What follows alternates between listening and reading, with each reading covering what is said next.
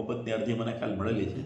મેં એન્જિનિયરશ્રીને આ બાબતની અરજી મોકલી આપેલી છે ને અત્યારે અંદાજો બનાવવાની કામગીરી ચાલુ છે. અને સાફ સફાઈ જનતા ગાર્ડનમાં નિયમિત થાય છે. હાલમાં ત્યાં રેલવે પ્લેટફોર્મનું કામ ચાલુ છે એટલે એમની જે દિવાલ છે એનું ડિસમેન્ટલ અત્યારે રેલવેવાળા કામ કરી શકે એ માટે કરેલ છે. એટલે એમનો જે મલબો છે એ પડેલો છે. બાકી કોઈ બીજા સાફ સફાઈના ઇસ્યુ હાલ એવી બાબતની કાલે જાગૃત નાગરિકની અરજી મળેલી હતી એ મ્યુનિસિપલ એન્જિનિયરને મોકલેલ છે. અત્યારે એસ્ટિમેટ બનાવવાની કામગીરી ચાલુ છે.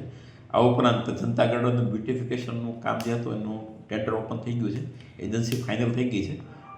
આગામી સમયમાં એજન્સીને વર્ક ઓર્ડર આપીને કામગીરી ચાલુ કરવામાં આવશે.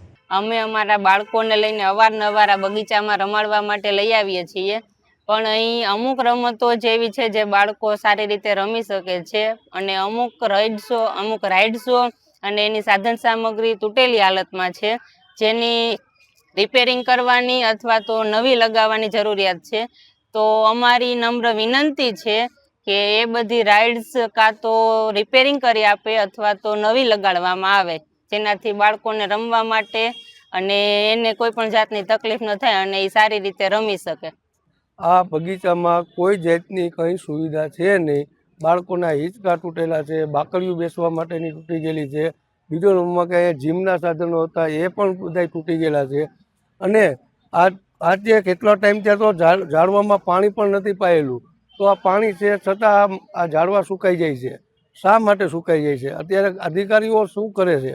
નગરપાલિકાને આમાં ધ્યાન દોરવા માટે ખાસ અમારી નમ્ર વિનંતી છે. અને આ ગામનો આજે એક જ વસ્તુ છે એવી કે ગામમાં પબ્લિકને મોટા ઉંમરનાઓને બેસવાનું અને અહીંયા આવવાનું સ્થળ છે. એ પણ જો બરબાદ થઈ જાય તો પબ્લિકને માટે શું રહે ઉપલેટામાં?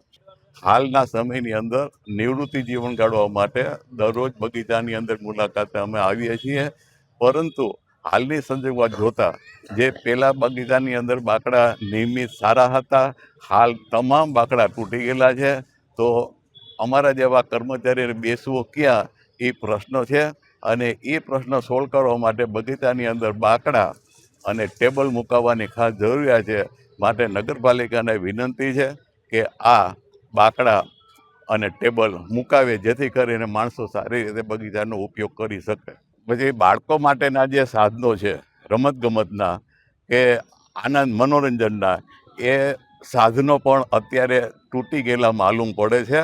તો આ જે તૂટી ગયેલા ફર્નિચર છે, સાધનો છે, એની જગ્યાએ નગરપાલિકા નવા સાધનો મુકાવે, જેથી કરીને બાળકો પણ આનંદ અને મનોરંજન મેળવી શકે. સિનિયર સિટીઝન માટે અમુક સાધનો વચમાં 2 વર્ષ પહેલાં મુકાવ્યા હતા.